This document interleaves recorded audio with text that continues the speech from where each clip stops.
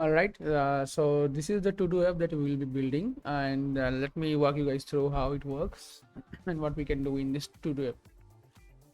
So first of all, when we open that to-do app, we will be presented with this very minimalistic look where we can see that we have 7 days, Monday, Tuesday, Wednesday, Thursday, Friday, Saturday, and Sunday, and we can like scroll or up or down based on the screen width. And nice, right? Next, we can like suppose if you want to add a to-do task for a particular day, we can click on any of the days. For example, let me click on Friday. No, I will click on Saturday since today is Saturday. So I can take like so what? Let's just write get done and done. Right? Makes sense, right? Very simple. We can do this. We can also untoggle it.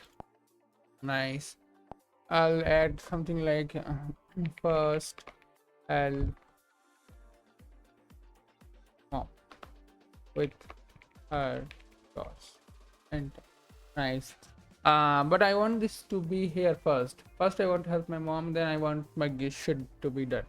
So what I can do, I can like drag and drop. There we go. And now suppose I have completed this. Once I'm done with the task, I can click on this and I can make it done. Check, and then I can do same thing. I'm done for the day. And at the end of the day, Sunday, then we have Sunday, right? May 10 2026. Today is May 9, so tomorrow is Monday. Like, so today is the last day of the week. After today, past week data will be removed and done. Very simple, very cool, right? If we want, we can also remove this, like we can also edit this. Finish my stuff within tomorrow, and we can check it out also. There we go. So this is the small demo of this to-do app that we'll be building using Flutter and Material UI 3, which Google released recently, and this is the latest design principles they are following for Android. So we'll also be doing this for our to-do application. So without further ado, let's get started. Here I have opened like terminal where I have navigated to tutorials directory where I'll be keeping this project.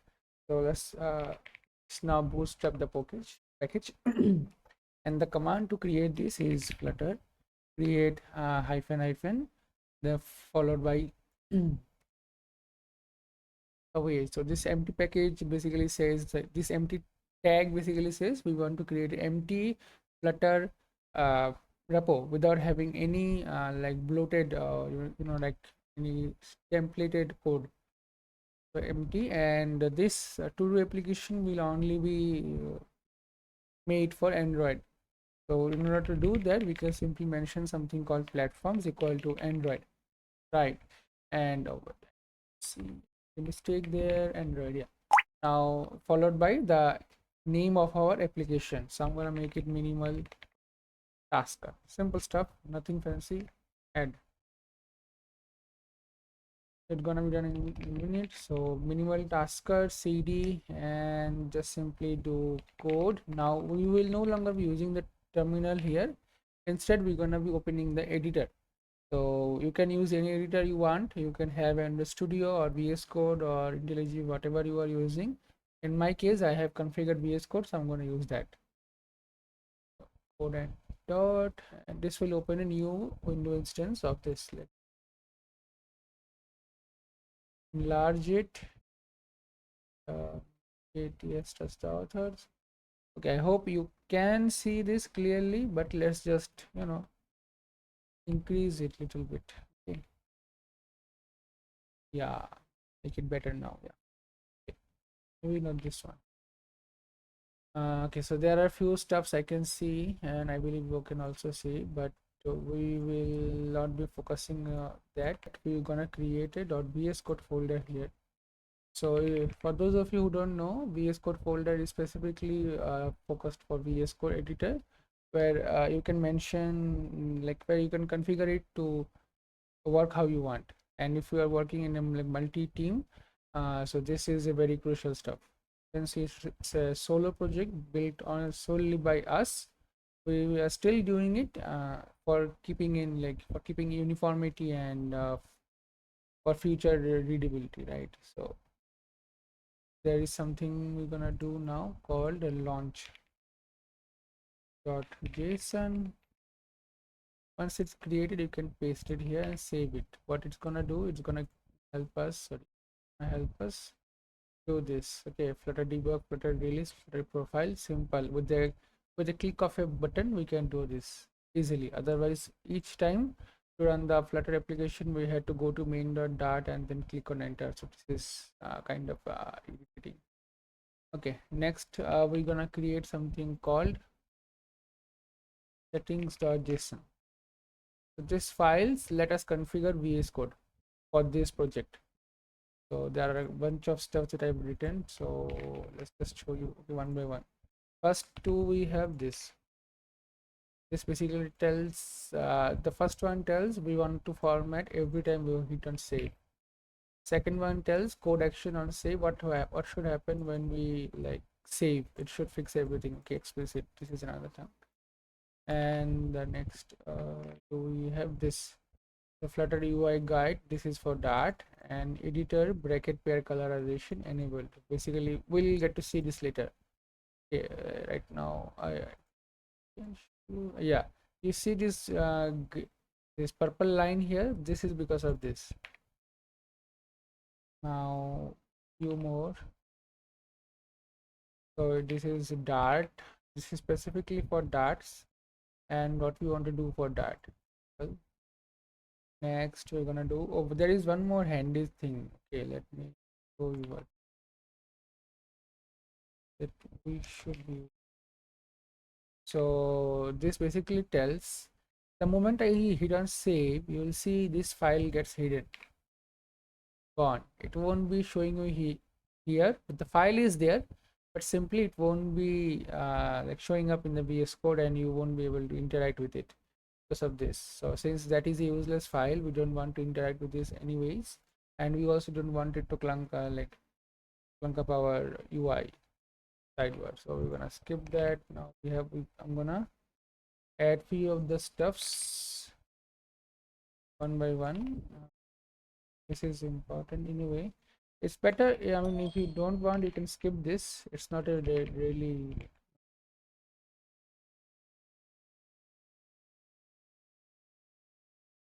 yeah. So as I was saying, this part is not really a crucial major part. If you want to do, you can do, otherwise you can simply skip. Okay. So there is this is one handy feature which I use in all of my projects. It is file nesting, which we can do in VS Code. So suppose there are some files which I don't like, I don't want to interact with them, and they simply take too much space. I can simply make them nesting one after another. If I save this, you'll see puff spec file got nested under this itself, right? I can still interact with them, but I just don't need to see these two at the same time. Okay. Now that's it for the bootstrapping. We are gonna do a very simple thing now, right? So before that, I want you to come here and click on enter. This is gonna ask you to open an emulator. I assume you have also emulator installed. There you go. That's my emulator. I'm gonna use Pixel 10 Pro XL for this. Give it a minute or so to fully, So meanwhile, while it is working, you can put it on top always. Okay. This is a specific feature on Linux, on Debian. While let's come here. I can see a hello world, which I won't be needing anymore.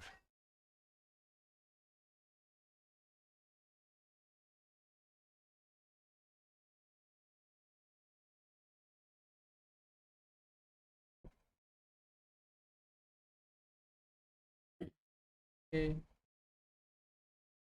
while it is doing so, it's all of its stuff.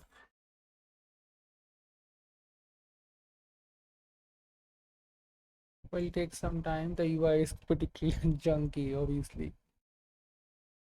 Expected from Twitter.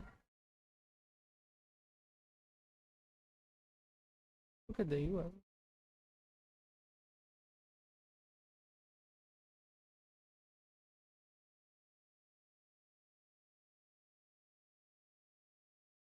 And would you look at my CPU? Look at this, my CPU. Well, we're gonna ignore this since it's building. Ignore this. It will take some time.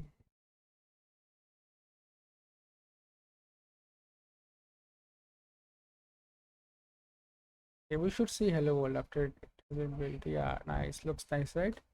Pretty simple. Nothing. Just a blank screen. Now you see this thing. This rounded stuff here are actually the borders of the phone. So okay, and we're gonna do some pretty simple stuff. First task is to get it ready. Gonna make this. I'm gonna copy and paste from the stuff that I have here. So just follow me. I'll explain one line by line what to do. Save. Gone. Yeah. And the main here I'm gonna do. So this simple pretty one line here. What it does? It says that whenever we are running the app, we want to make sure the widget flutter building has properly and like initialized before actually running the main app. Basically, this line ensures that it does that. Next, we're gonna rename that to this.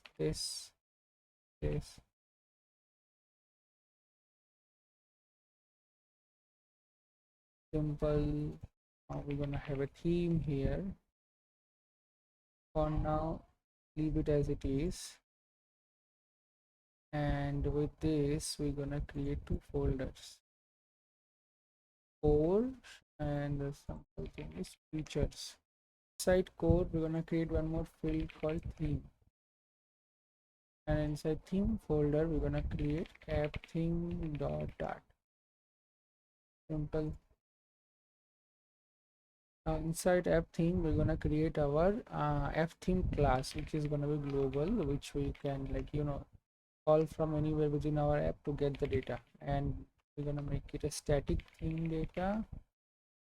Get slide theme. The slide theme is our variable which we will be using everywhere. Now return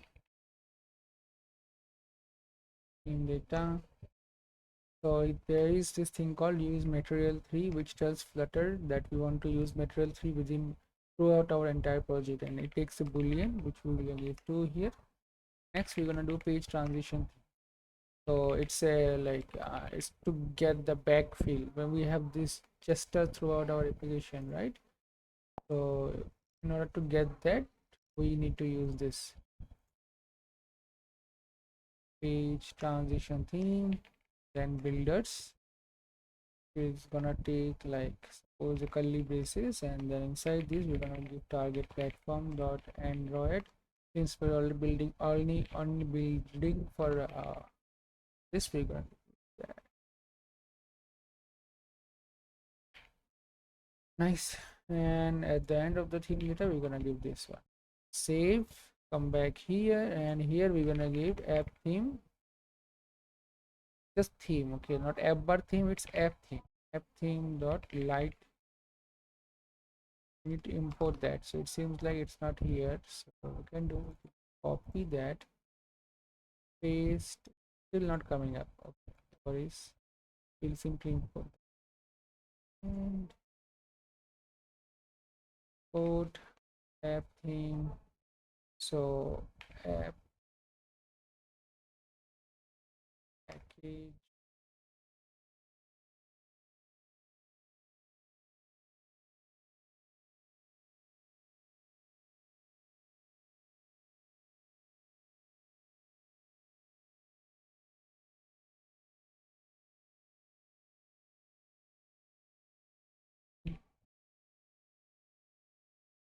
and I see an error because of this const.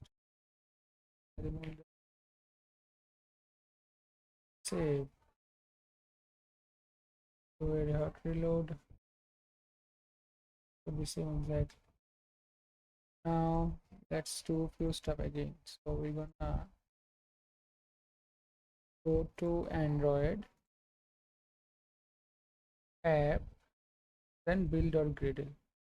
Here we want to make sure that we are targeting version 36, which is, by the way, Android 16. We're gonna leave the NDK version as it is. Scroll down. Minimum SDK we want to have like 24, which is Android 7, and target SDK will be 36.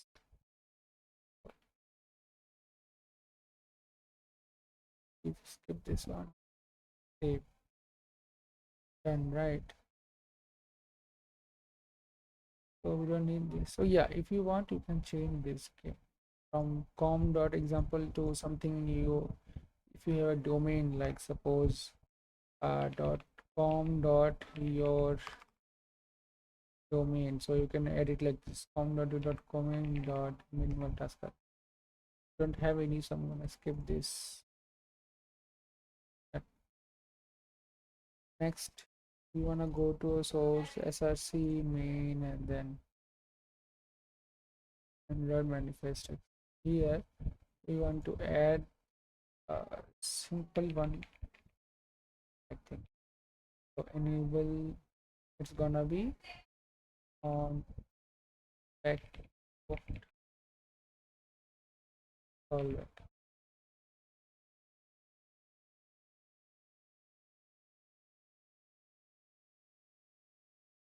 Something like this. Very,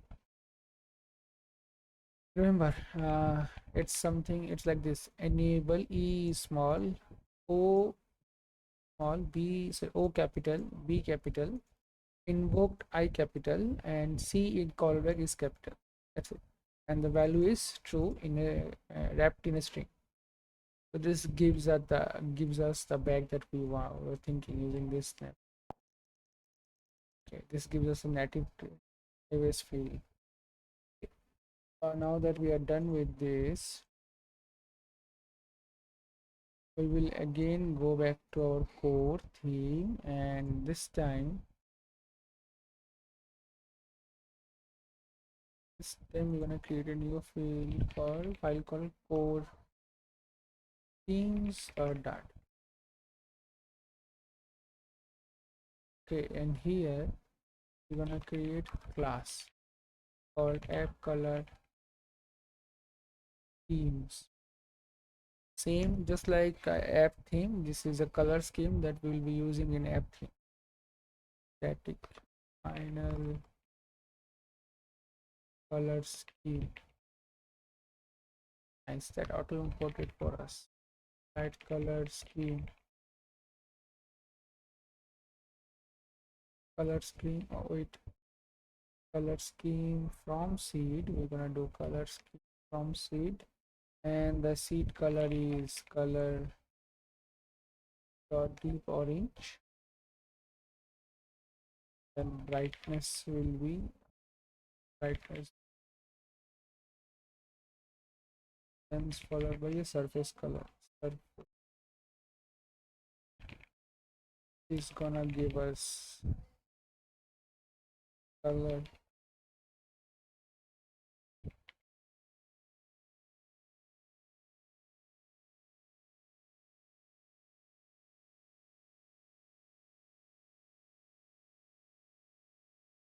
by the way, triple F, save,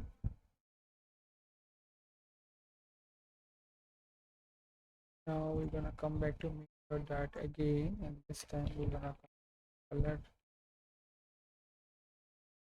not in main.dart. Here we're gonna come to color scheme, apps color scheme, light schemes. The same thing we are going to do one more for a text. So let me just do that.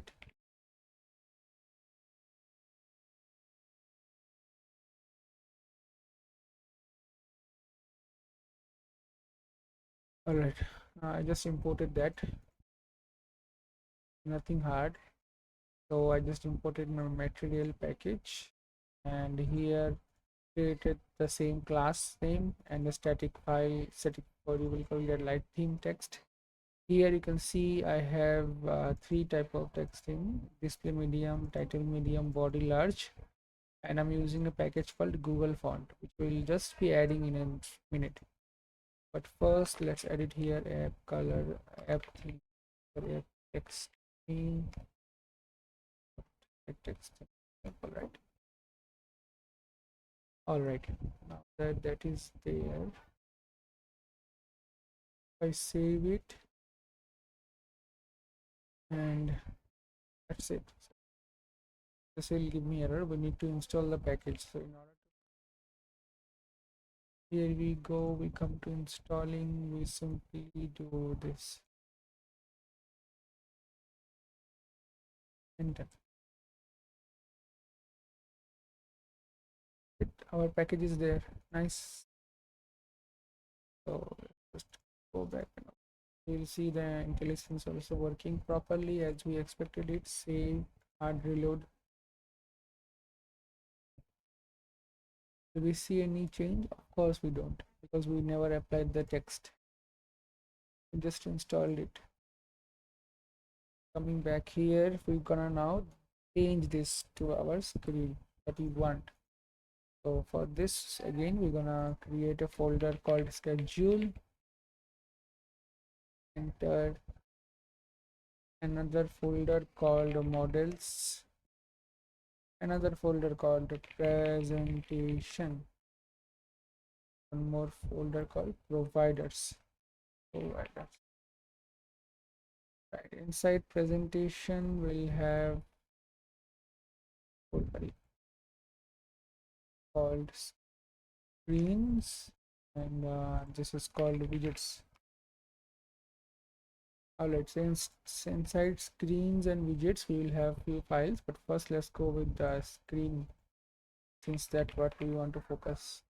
Schedule screen dot. Alright, so it's gonna be a stateful. Let's just do this class schedule screen ends stateful. Comma do this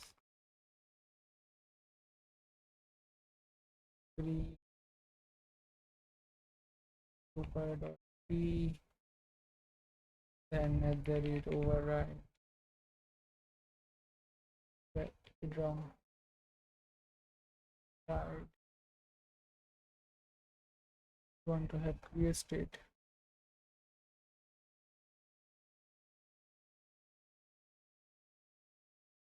Now we want to skip it, and we give state edge extends.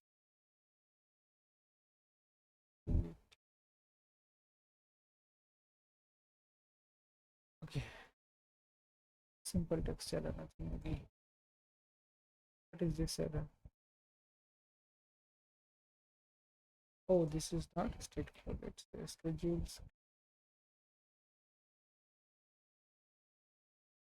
Yeah,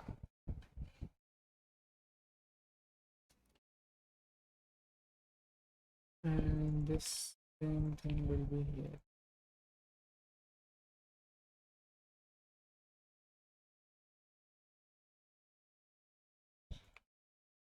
save. Now what we're gonna do is come here,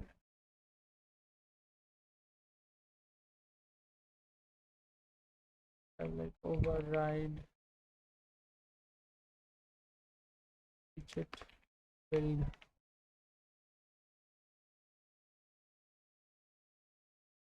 context, and then we're gonna give enter and then simply paste it. Sorry, now simply paste it. To try to save it.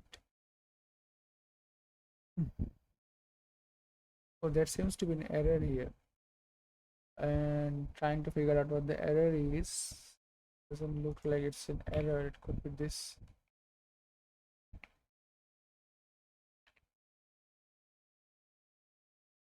Yeah, it was this.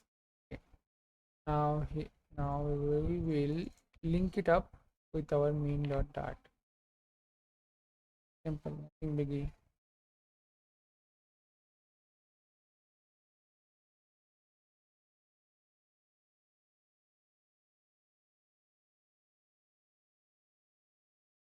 Do const this, pop it up itself. Now let's just reload it.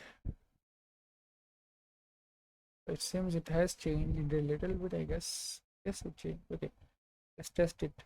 So in order to test it, we're gonna build something.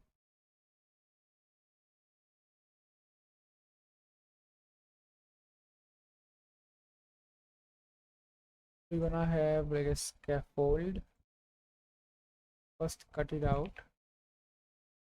We're gonna have a background color which is theme. Now where comes theme? From where we get theme from this final theme equal to theme dot of text. So that's our theme here. Now you remember we already set like color scheme to a theme, right? Color scheme, text scheme. So we can get these from the theme itself now. Now we do not need to manually do click call them and get it. So we can like this. Now here we will give now body which is gonna be a safe area, and bottom gonna be false, right? Safe area child will be there, but in order to child will be using a scroll view, so there's gonna be a custom scroll view, because we want that really bouncy feel when we pull up or scroll up, right? Pull up or pull down, we really want that bouncy feel instead of a jagged animation. Our main motto of the application is to make it feel as much as a native we can make it. I think as much as native we can make the app. In order to do that, we'll be using custom scroll view with a bouncy like animation physics that actually runs the physics. Copy. So this is the physics that will enable that bouncy. So bouncing scroll physics, which, and here this particular line, always scrollable scroll physics, make sure even if the content length has not fully taken up the screen, we get to still like over scroll, we get to still pull up or down. Okay. Now here after this we can have like a silver, okay, or not inside the physics, silvers, right? So a silver list here will be doing silver list, and let's this, and well, let's do it later. First we do this one. Okay.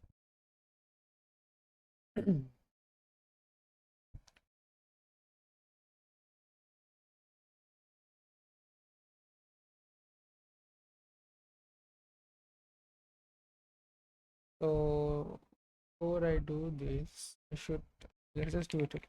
Silver delegate daily silver child builder daily. Let's see if it got it. Silver. There we go. Now it's not there again, it's gone. Child builder daily. So this one will look. It takes a child count. Child count we're gonna give like suppose 7. And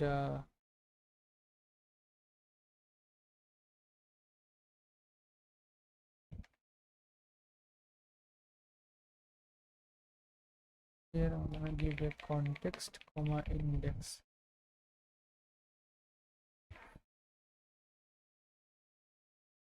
Now before that, let's do few stuff. Colored box. Oh, before that, yeah. This way, colored box. So the color is coming will come from our background shade that we'll be doing. For now, since we do not have any actual to-do entry, we'll just have a simple plain which let me pull it up.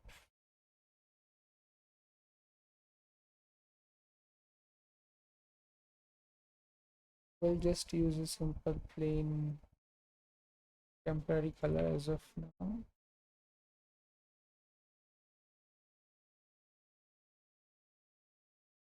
Yeah, convert it. Okay, convert it to a color object here. Const color. That's it, colored. Now, what we'll do?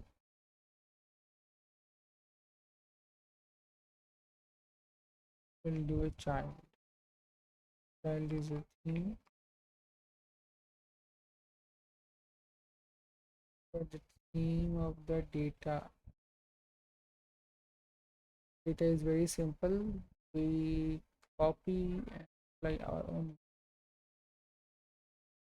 Very simple stuff. Okay, divider color, splash color, highlight color, which we will just make it transparent because we do not want any. Next, child. So it's a expansion child.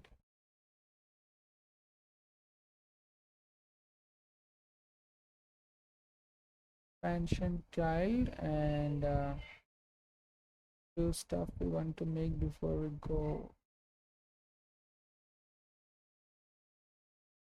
Paste. Right. Got it right. Okay. Say the title is required, which we'll give.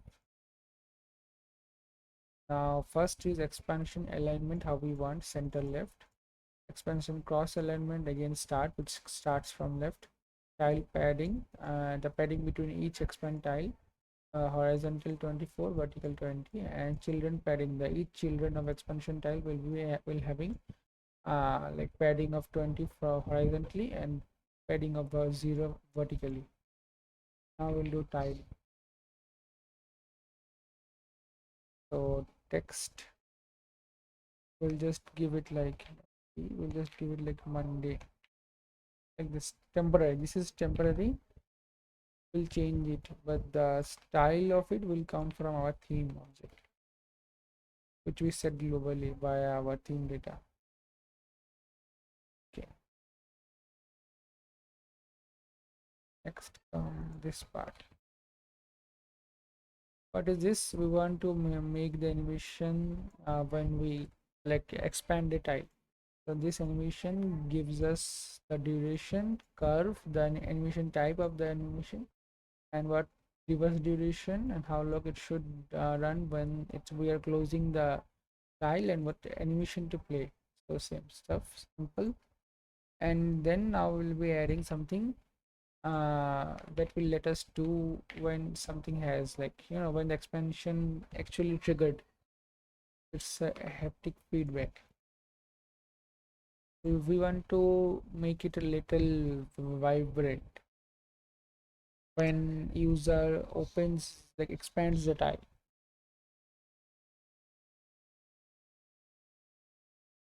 Next we'll be doing this trailing, and finally we'll be doing it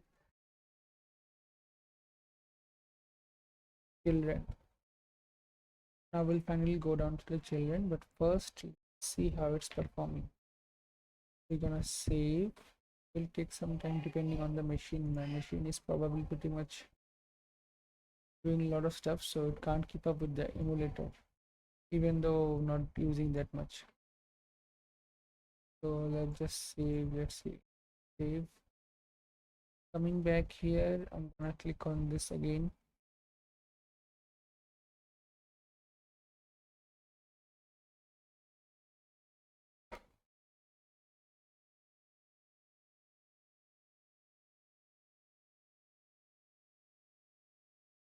Here in the debug console, we can see it's building. So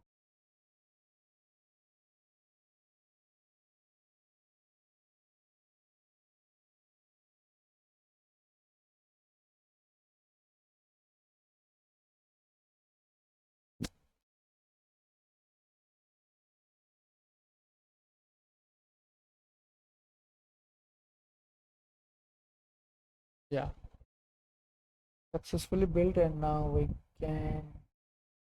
hope to see. I can see, you will see the font loaded by a Google font. Now I click on this. I should be, expanding it. Mainly we can't probably see because there is no child inside this. You see this thing? It's coming from the bouncy physics that we added here. Before we add the child, we need to add a mock data.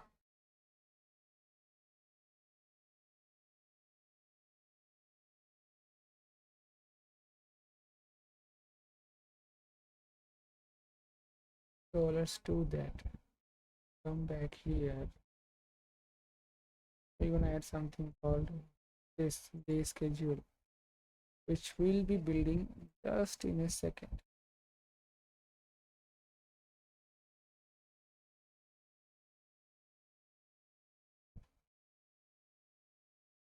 Models.dart class task.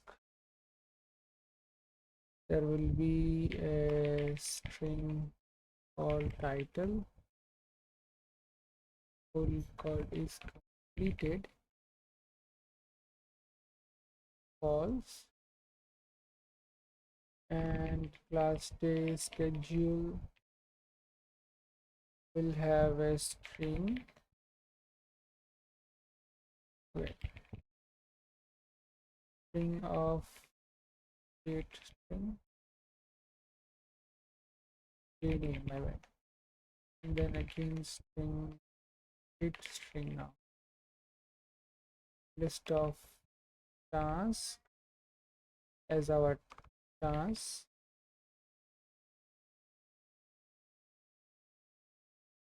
Then int is gonna be value of background shade value.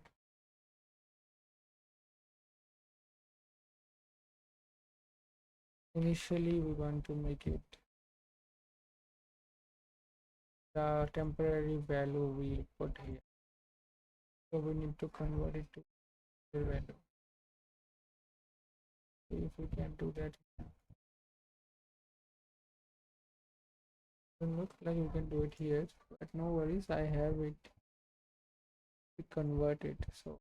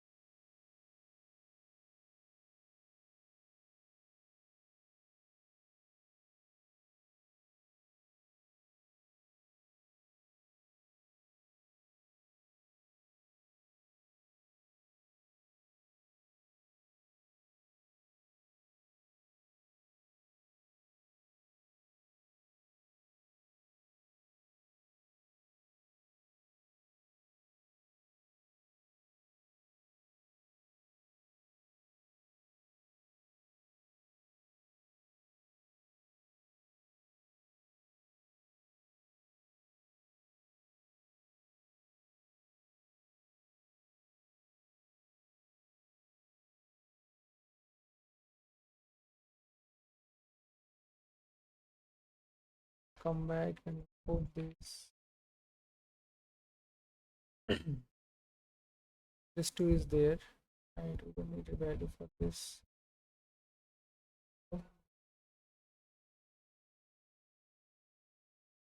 Back here, let's create a we say schedule for this.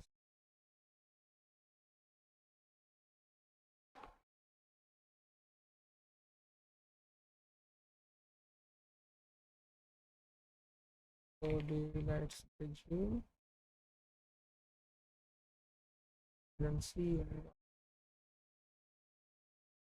in some. So training.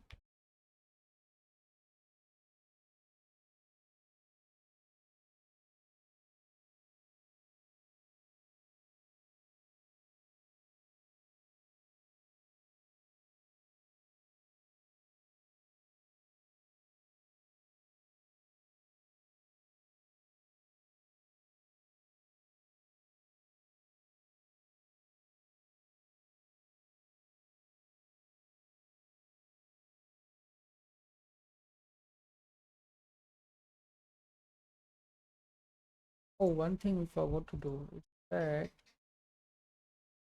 we forgot to add something called required field, which is really so required this dot title actually required. Then we need like required. We really don't need it, but now here uh, let's change this a little bit. Instead of an end, we'll make it a final color. Comes from this, and let's make it background shade basic. Pull and introduce a new value called this, and all of this will be final.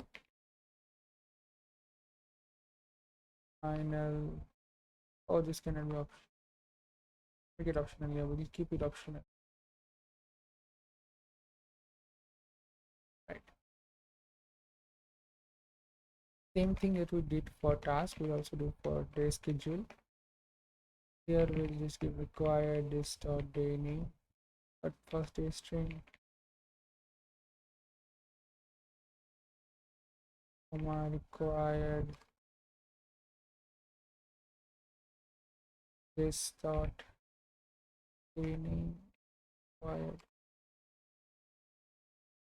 this dot background. First,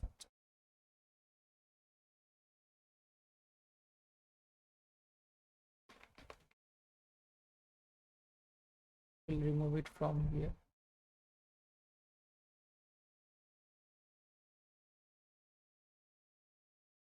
And then this dot is finally equal to false. We can do the same thing for this, so keep the uniformity.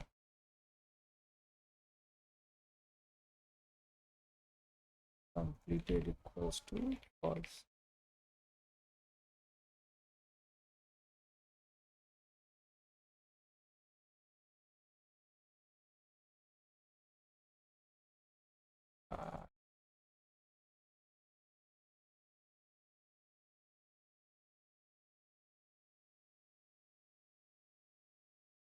Leave it up.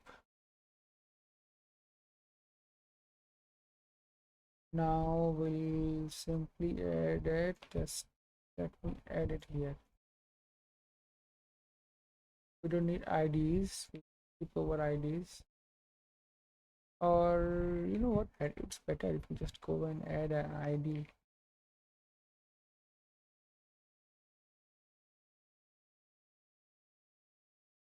it's better to keep every task unique so that that knows which one to render properly and what to change.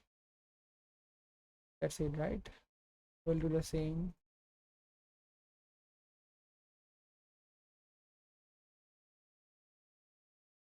here.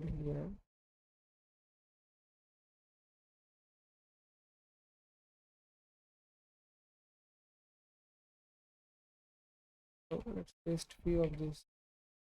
So I pasted Monday, Tuesday, Wednesday, Thursday, Friday, Saturday, each having their own color variation, which you can copy easily. The rest are the same, nothing extra. Now, inside our silver list,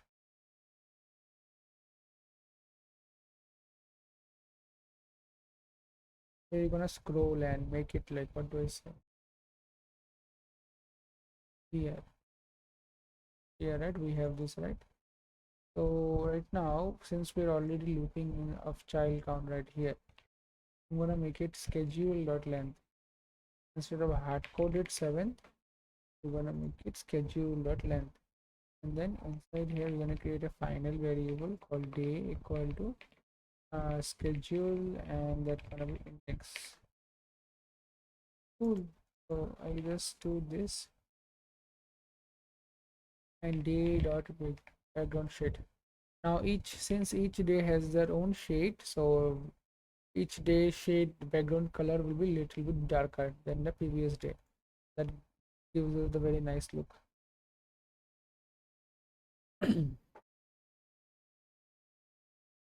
Now we did most of the stuff here. We'll simply do the children part, which we'll be implementing now. First, we're gonna add a padding on the children. Padding of const edge insets dot only, and we're gonna bottom 16. That's it for the padding. And inside the padding, we'll have a child, which will be a text body, and the data will be day dot date string. We'll get to know why I just put date string there. We have a theme, right? Theme dot text theme dot, and we're gonna give like title media.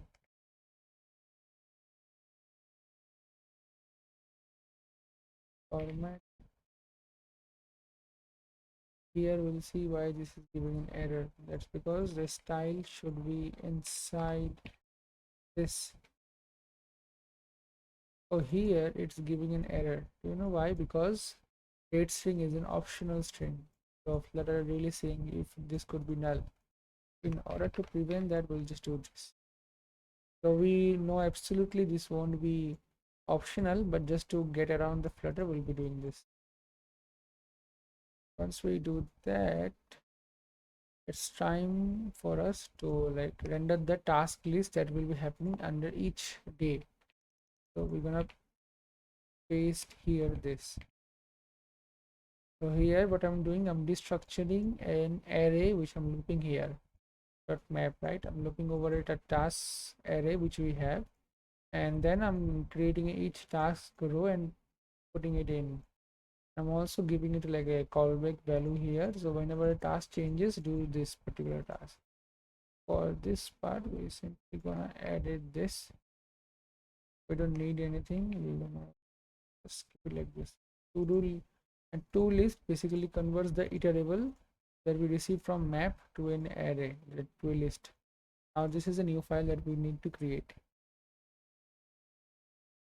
So this is a very simple file which I'm gonna put inside the widgets under named task row dot. I advise you to do the same and then paste. I've just pasted it. Okay, let me explain what I did. So I imported the models and material dot package. I have two final variables, task and on change callback function, which you just saw here. This one.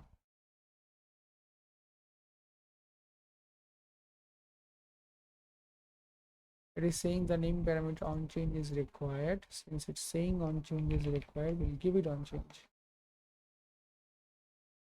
That's it. Doesn't has to be anything.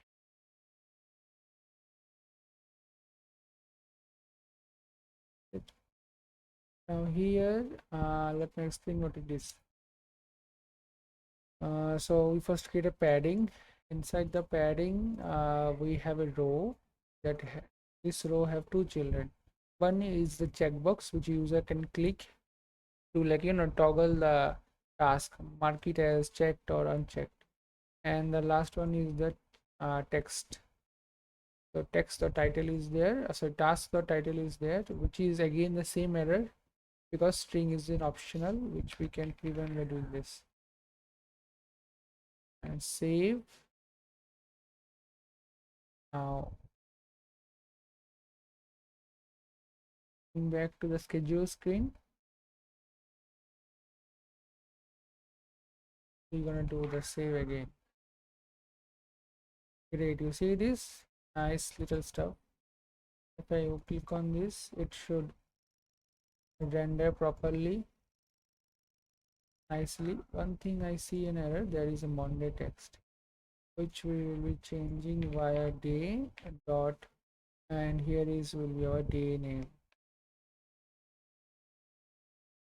Monday, Tuesday, Wednesday, Thursday, Friday, Saturday, Sunday. You see how it pops up cleanly, right? And this is the checkbox we built. Nothing happening at the moment because it's all just static at the moment. We can fix it by adding a logic later, but first this is what I wanted to show you. See, this is the bouncy fill I was talking about. Okay. One thing you might notice, this there is a lot of empty space which is really not looking nice and is messing up with the UI. So what I want to do, I want to fill it up. So that's the reason why we used silver list here. Silver list here, right? So now I have a small code which I written just for this scenario.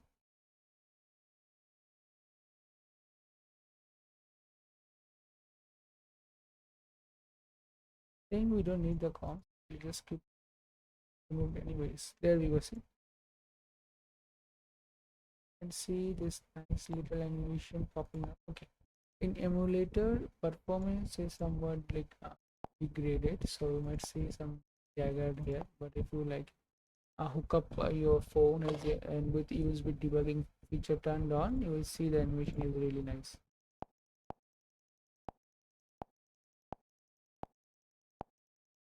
Very nice.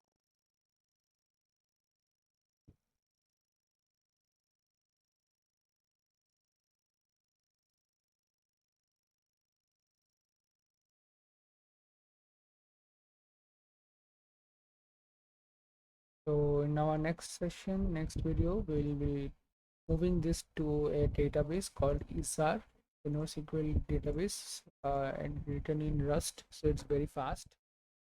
All right, welcome back, guys. So in this video, we will be completing replacing this mock data with actual data that will be fetched from the database, and we'll also add a option to like add a new task, update it, and also a new feature called like swapping the order of the list. So let's get started. First, we need to install something called Isar. Get out of the terminal and enter. Okay.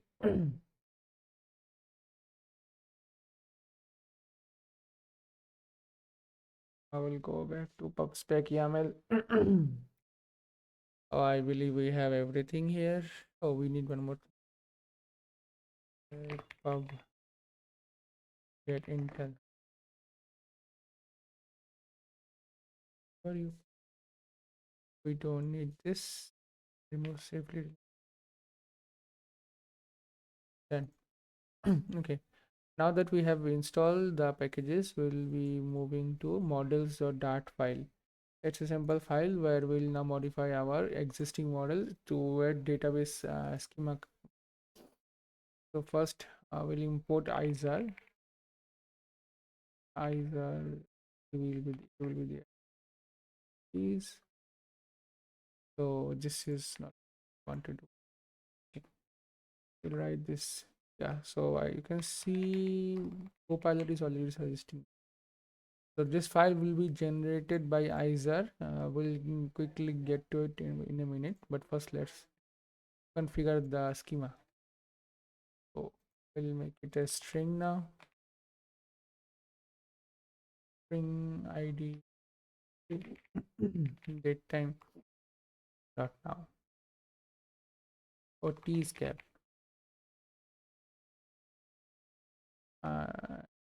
Instead of this here, we need a microsecond.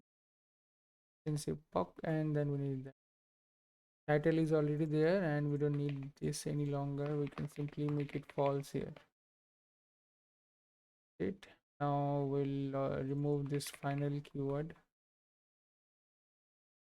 There will be a thing called id from Isar.auto increment, and we want to index for quick retrieval. We want to index this day name, and day string keep it as it is. Background shade, now here background shade will be changed a little bit. It will be a int now, since we cannot save color object, right? We'll be saving the integer value of the color object. So int back it, and we change it to background shade value, and here we'll do this ignore, and then color get background shade. Okay, it's already suggesting. Here we'll just have 0x triple five triple f5. Okay, so this is simply a get value, a getter that exists within a class. With this getter value, we do not touch this. Instead, we use it inside it and to like construct our color object here. So with this, our existing features remains the same. We do not need to change anything within our entire class wherever we are calling background shade. So we need to assign default value here, and okay. Right. So don't worry, this file will be generated. But first, we need to do some stuff. Before that,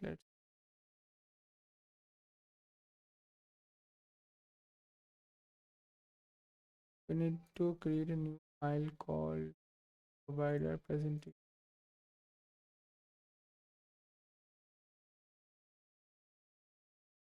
ppt provider schedule service dot dart. We'll be writing a class called schedule service, and it will declare a future variable which will be Isar, since it's a database. So a db, simplicity sake, we'll name it db schedule service. Yeah, there we go. OpenDB. Okay, we'll make it underscore OpenDB, since to indicate it is private. Okay, so oh, it's already suggesting. Okay, yeah, import that. Here we don't need to do this. This is no longer needed.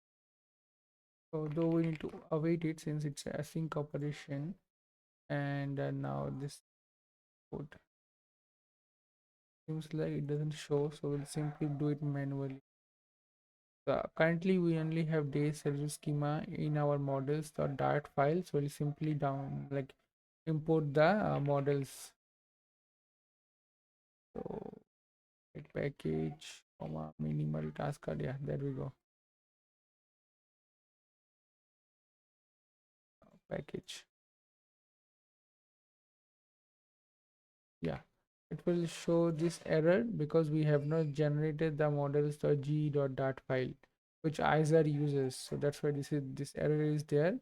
And in order to generate it, we can do like a task file. So we'll create a VS Code task which will do it for us. So we just create tasks.json. Let me give you the command. Simply save. Right. So what this file does, it's a very simple file. This is the tasks that VS Code now knows, which we can execute via Control Shift P. Uh, and this is the label. What type of task it's a shell command, since we want to execute command, and the command we want to execute is basically this dart run build runner build and then delete conflicting output, because we are changing anything. So with this we're gonna press Control Shift P.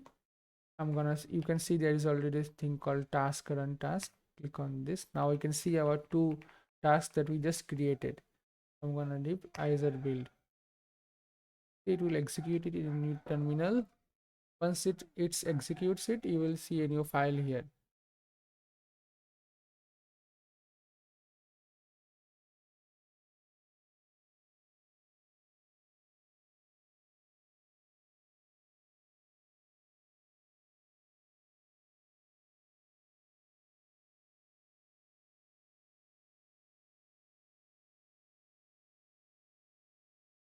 Meanwhile, I can down Isar.instance names.is and is it. So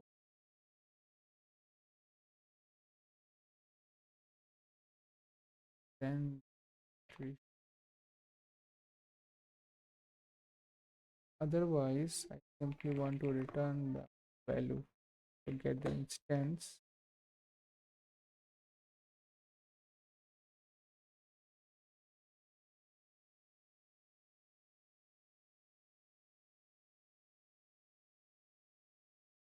So did it generate the file?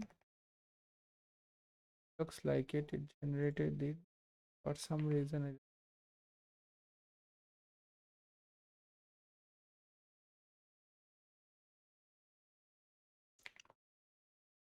I just generate it again.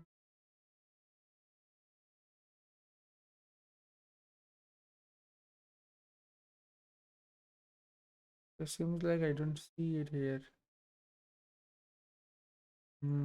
Something happened. Okay. See, is our service file here? Yeah. Forgot to add this embedded and collection. That's why it know what to generate. So we'll just go and task Isar will take. This time it should create the file now. Yeah, it looks like it's working. Okay. While it is doing its work, work on our stuff.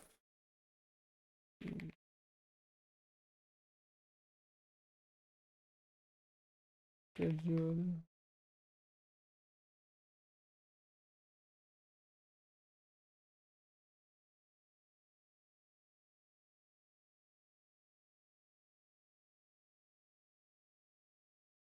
Right. So final is equal to.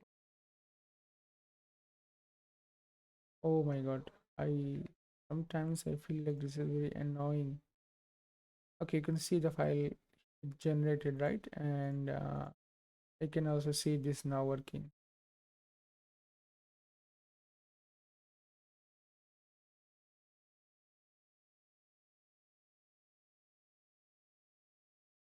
For creating existing days, we can do what?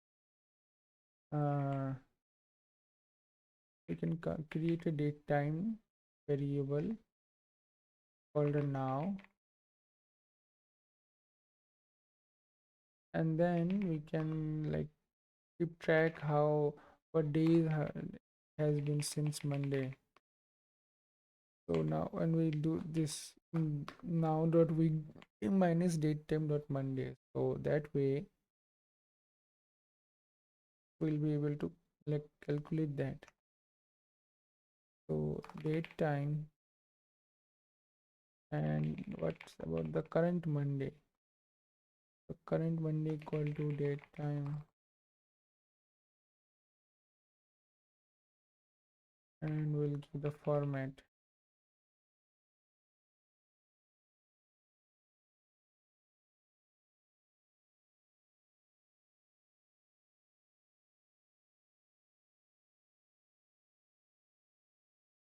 Let's make it current Monday string, not current Monday.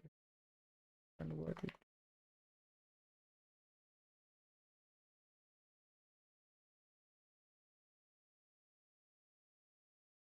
Now here we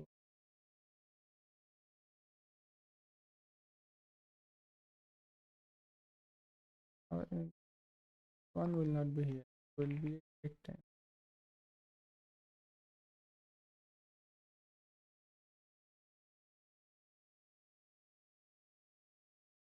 What I did here, I basically created current time, then I calculated how many days it has been since current time to from Monday, which I just did in weekday minus date time dot Monday, so that gave me how many days it has been. So then I find out what's the current Monday, which I how I find it, I converted in a new year Monday, new date time object. From there I subtracted the how many days it has been since Monday, which gave me current Monday, and then I just simply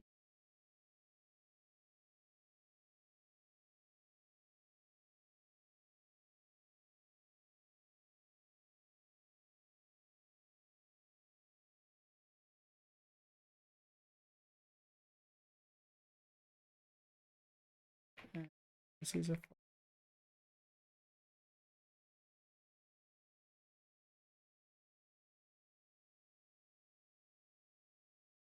why it should have been to detect not detecting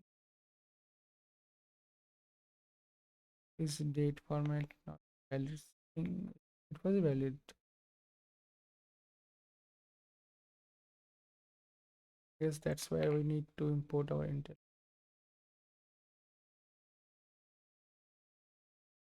Oh, it's saying this package is not available, but didn't we just install it? Like it's not there.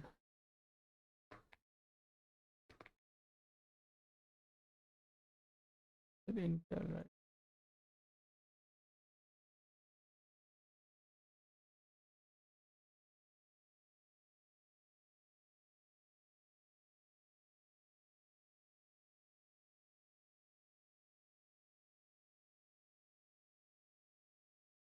And it's still not showing up. So something is wrong, I guess. Copy a current, paste it here. Then I'll use VS Code get package.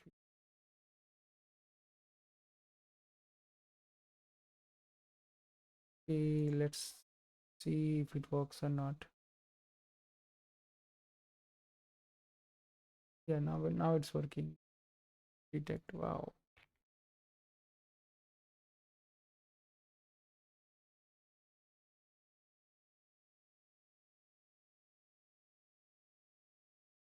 So we found out our current Monday string. So now I'm gonna calculate the existing days. Await Isar dot day schedule. Yeah. Okay. Now if it is empty or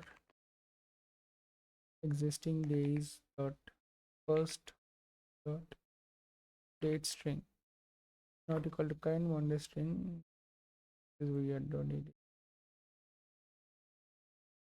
Then I want to like create a fresh week. First, if it's a new like a new week, right, I don't want to keep my old week data. I simply want to clear it out and start as a new.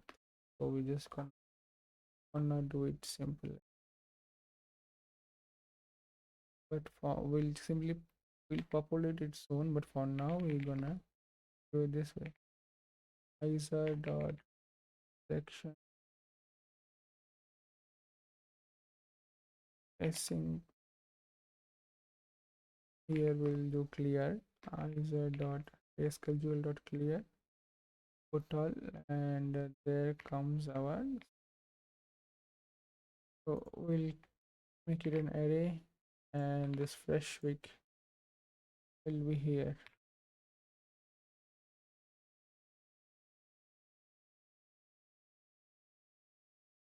Sense right now. Okay,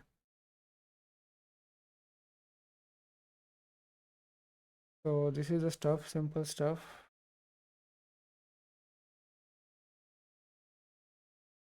Return fresh week and return existing days. Okay, so in now we'll populate the function that will give us a new fresh week. It will be named the fresh generate fresh week. Simple as that. We'll do it like that way here, and I'll just simply copy paste a simple code block. Explain it one by one. Like second. So the thing is, this generate fresh week function takes Monday and as argument, and it has few shade. So these shades for will be assigned to each day. Mm, Currently we did it already here like this, right? Like this, right? So we're simply moving it to database level, and the code for it is, so we are simply looping over 7 arrays. We manually created a 7 length array, and we're looping over it to add, what do I say, like to add the object, the day schedule object to it. So we create a new this day date we create, and we creating essentially the day schedule. We then add the day name, a new date time format, a background shade, which we get by the index. So 0 will be Monday, so the accordingly the shade of the Monday will be this. And then 7th, since Sunday is index is 6, so the 6th index shade will be this. Similarly, initially the all tasks will be none, since we're generating a fresh week, right? And this way we just assign the, like we just call the generate fresh week function here and assign the return value to fresh week variable, which we then pass down to the Isar write transaction function. That succeeds, we simply return the fresh week, which this function returns. We're gonna save. Now what we're gonna do, we're gonna come back and go to set schedule screen, where we no longer need this. So we're gonna simply override it with an empty stuff, empty array. Initially it will be empty array. We're gonna introduce one variable called is loading equal to true. Then we're gonna introduce an init state which will run when this widget is written, mounted, or you can say override void state, super init state, and then a load schedule and the function call. Nice. So future we're gonna make it void, and load schedule. We don't really need all this. Do this, cut everything. We don't really need anything. Okay, now we already have a function which which will create the week, or it will load the week based on the time it has passed, right? So we simply need to call it. So loaded schedule equal to await, and okay, first we need to do schedule service. We can come from here and so do this schedule service dot load instantiate, and then this, right? So we in instantiated schedule service, and then we simply now invoking the function that we written in there. Now that our data will be loaded, we need to make slight changes first. So remember there was this on change function which we wrote, but actually didn't complete it.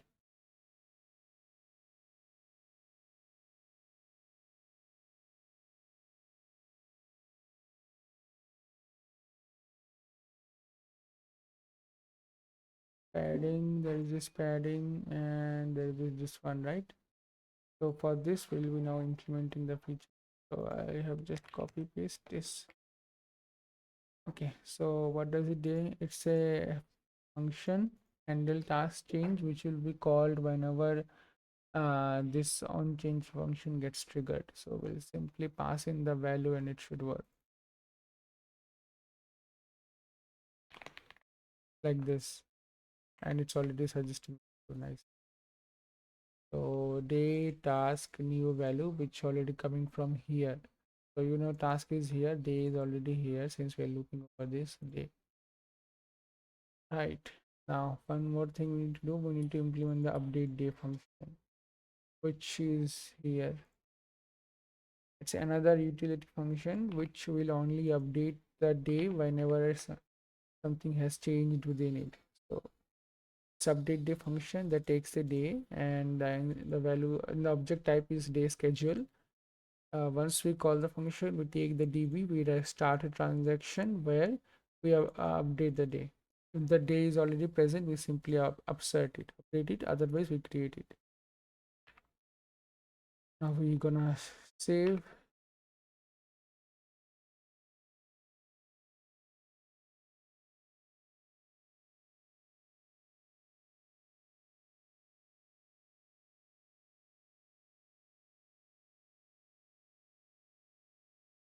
Looks like it's working now.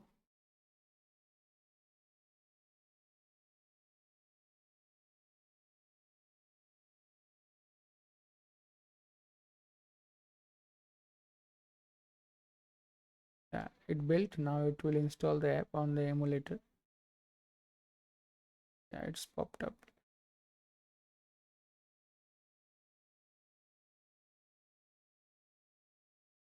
Yeah, we don't see any issue, right? Okay. One more thing, there is this command or URL we can copy. Via this URL, we can navigate to our Chrome web browser you are using and simply check what's happening in the DB. There, there we go. So we can see all our DB day has been populated: Monday, Tuesday, Wednesday, Thursday, Fridays, Saturday, Sunday, right? And they are not expanded, and they have zero task. Suppose if I expand Monday, right, and but the data is not syncing yet, which will be adding.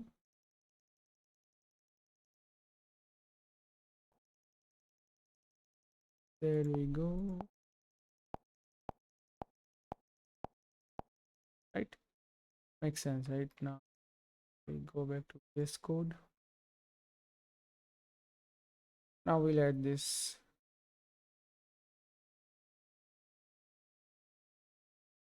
There will be something called. Oh, before that, we need to add the loading stuff. So suppose here we have this safe area, right? So if he is loading, we'll do this. Otherwise, we'll do this. And for loading, I have this small spinner which I wrote. Pasting it simply. That's it. So while the data is loading from database, we'll simply show a spinner. Otherwise, we show the to-do task list.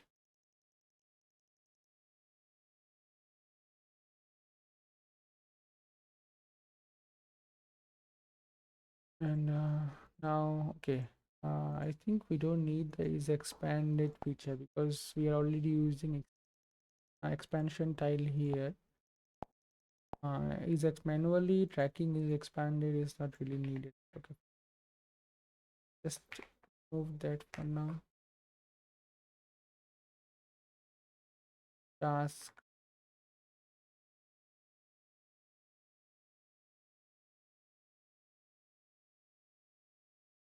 task row is not needed anymore.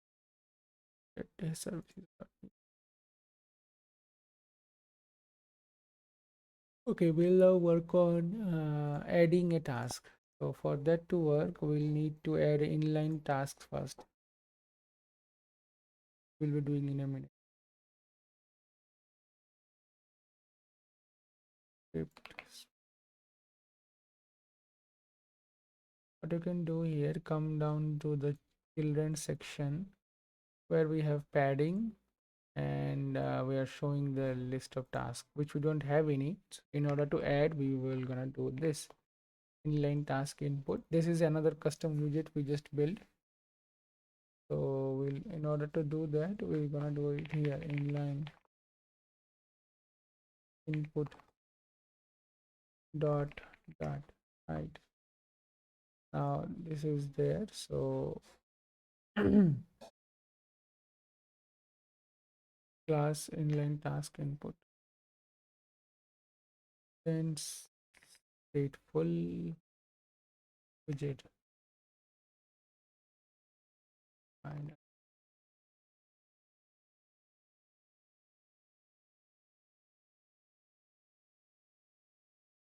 on add, what we want to do when user actually presses enter, and on that time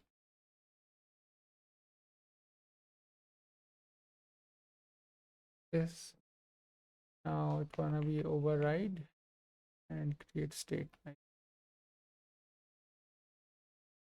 It's not gonna be this state inline task. Now class inline task state handle add, we don't really need any of this. Gonna cut it out, not be using any of this.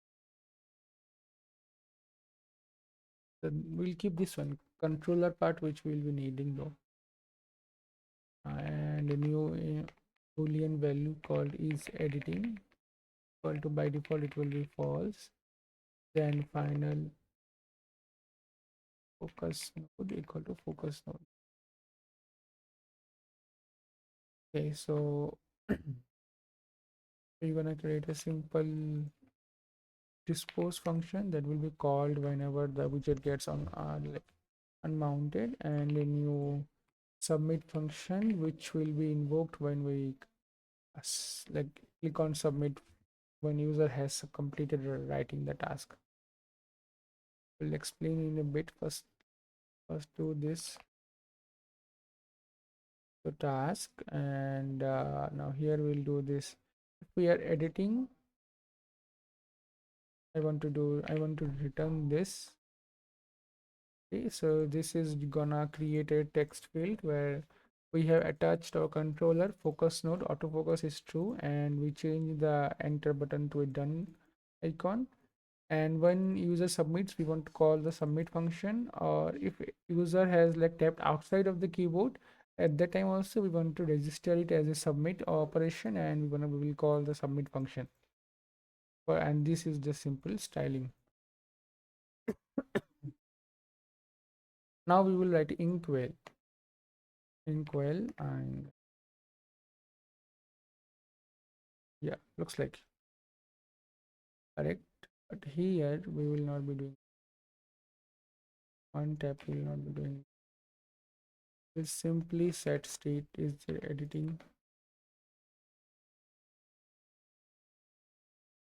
and the padding vertical 12, fine. Oh, we need a border radius. So border radius dot circular of 4. Child row, children is gonna be padding, not container. So let me just pull it up padding here, from that will be to the left of the task stuff.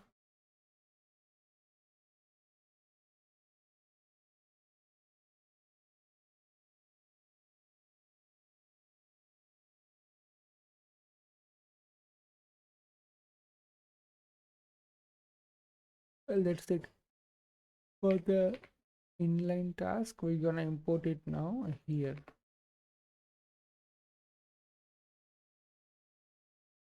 Save, and we'll simply re-render it.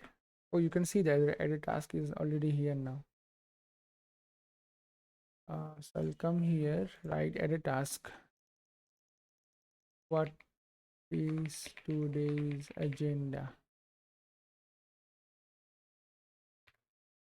Done. You see it got added right now. How do I know? I can connect to the database.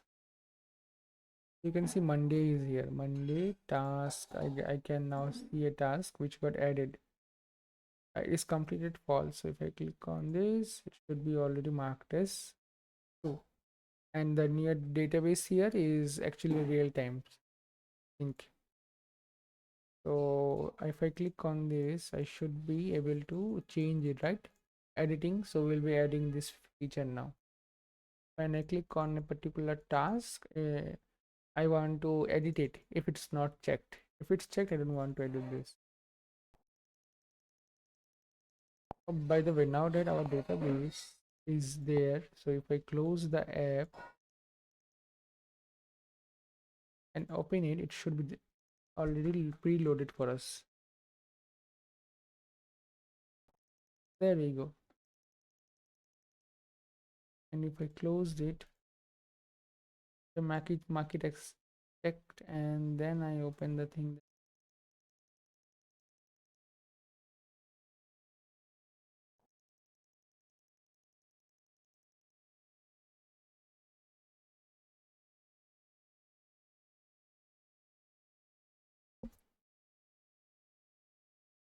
Okay, it looks like it's working. So we'll simply now come back to our VS Code. Now we'll add the editing feature. Right. So in order to add the editing feature, we need to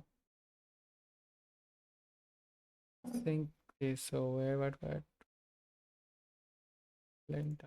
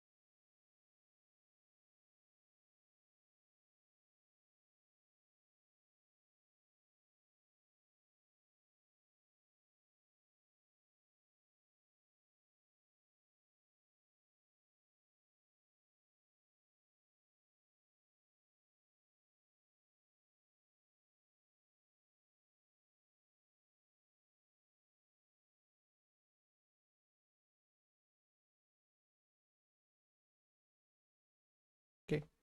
So let's add it now. We'll go to task row. Here we'll add a new field called on text saved.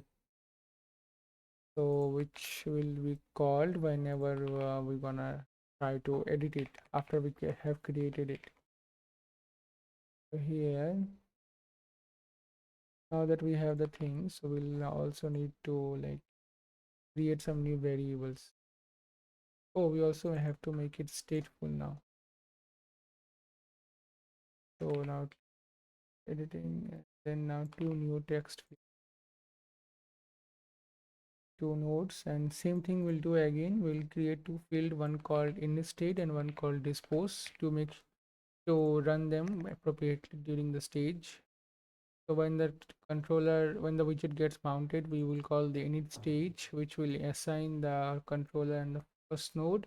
And once the widget gets unmounted, we'll simply like clear everything up. But we need a helper function which is gonna like update the text with the new edited text. So for that we have this submit function. Here we're checking if we are not editing, we simply return. Otherwise we check what's the controller value has and take it as new text, and then we check if new text is not empty and new text is actually different than the already saved text. task, and in that case then we'll simply call the on text callback function, which we will be passing to this widget. And if it is not same, then we simply revert back to why, because in such cases, suppose I'm editing here, I'm editing and I removed everything, then I pressed an enter, so technically we don't have anything, we have empty string. So in that case we simply want to go back to what we had before, that is this full text here. Once we are done, we just simply want to set the state of is editing to false, and we'll be calling this function in a second when we want to click on the text.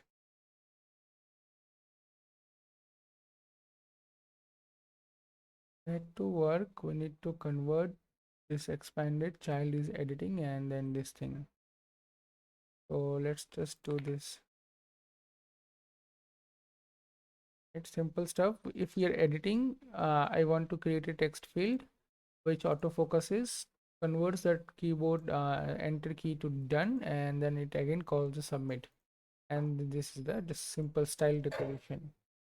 Otherwise, we want to like wrap it inside of a what do I say, padding. Wrap this inside of a padding, and padding value is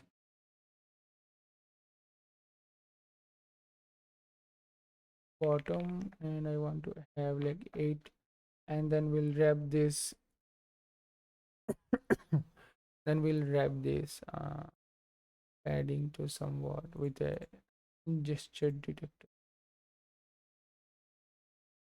not here, so we'll simply wrap with reject, which is just a detector, and just a detector will also require on tap. So where it clicked here, we check if project.task is complete, we don't want to allow it any editing. Otherwise we want to do this, and there's this quick trick I want to do first. Let's save this. Or come back to schedule screen, where we now need to give on text callback function.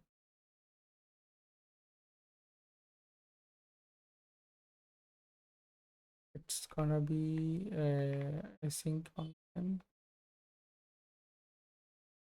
So it's a string, new title, sync, and we're gonna call set state to a task.title.new title, and then we're gonna update the database.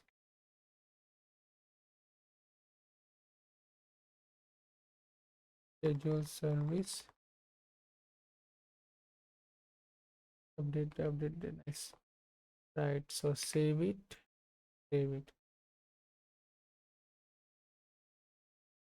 Now let's run it again and debug console.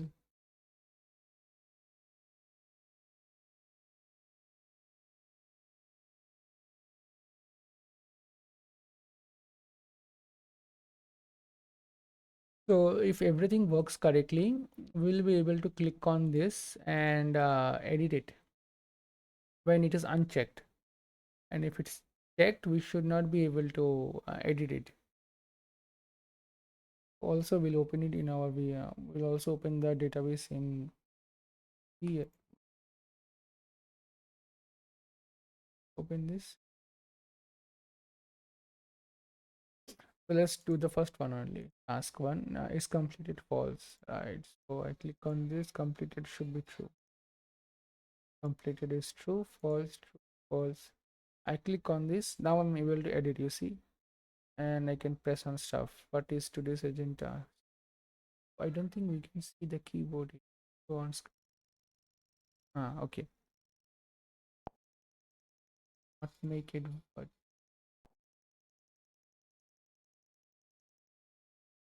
is it possible to not make it floating?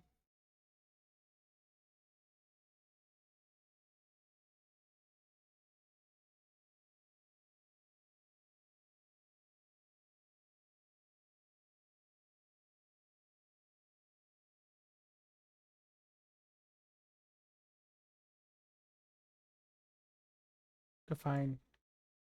Let's just leave it as it is. I don't think I can convert it to not. Oh, don't. Okay. Let's just see the keyboard. I can do anything like this. I was to this agenda. So if I like remove everything, right, and on enter, I should see the previous task. If I do like what is, who are you? Oh my bad. Let's do it here. Do simple stuff. Enter. It now saved. And you see the database instantly updated. I can mark it as checked. Now I cannot click like do it edit it. I'm actually clicking on this, but I cannot now edit it. Now I can edit it. So there we go, it works. But there is a small problem we want to fix.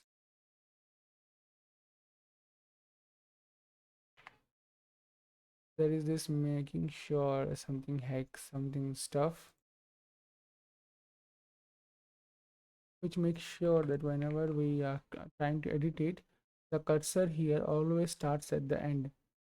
Always here, so that it doesn't start at here, so that user don't have to drag it here. We will always make sure the cursor starts at the end. That's why we have this cursor dot selection task selection from position, and the position should be the length of the control.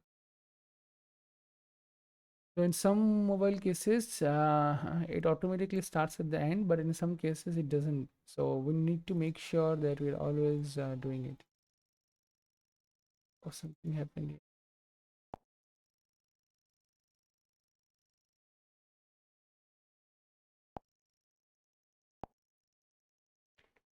New task.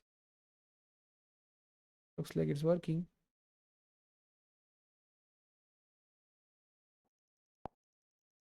I go to Chrome. I see I have two tasks here. We need one more thing to do. We have one more thing. Or suppose task one, and I edit it to task two. Okay. Now here I want to like order it. I don't want this. I don't want to edit this. I want to change the order, because changing the order is simple than editing everything. So currently we do not have that. So we'll be implementing this swap order functionality, which is be very simple. We simply have to wrap the entire task list into a reorderable list view, which we can do by coming to this file, and here we have this, right? So we'll just simply cut it out and reorderable list view. Okay, seems like not detecting because I gave O is the wrong.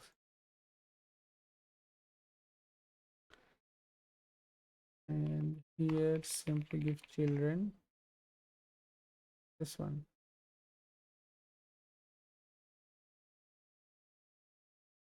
Why is this error coming? Because it is thinking it is a variable. We need an array. We did here. Now we need some few stuff. So we need a physics. So to tell that we don't want the reorderable to be like internally scrollable. We want the actual body, actual window scroll to handle the scrolling for this. We don't want a inner scroll for this. Seems like we need is on reorder function is required, which we'll be doing in a second. Here, let me just show you the reorder function. So there is the children and there is the on reorder. Basically what it does, when we move one entry from to another space, the reorderable list view returns two values, two arguments. It passes to this on reorder callback function, old index and new index. So we use these two to update the index of our own task, and we simply update the database with this new task IDs also. So here what we're doing, we're checking if the old index is less than new index, that means new index has been -1. We can decrease it, and then we create a new array from tasks array. And then we use this new array to remove the old index, and then we add that same entry into in the new index, so which we here new index and the item. Once we do that, we simply update the state with the data.task with the new array, and then we simply update the day to the database also. Now we save. Okay, let's see if it works. So I have two entry here, right? You see how it working? 1 2. We'll go simply to Chrome, retry connection. Okay, so I have two here. Let's simply do task 1, task 2. Now I want to reorder them. You see how they instantly changed, right? But there is this weird UI shadow and border I see, which I really don't like. I want to change it. So what to do? What to do? So in that case, there is something called proxy decorator, which lets us remove this and make the border and the background transparent whenever we're trying to like reorder the task.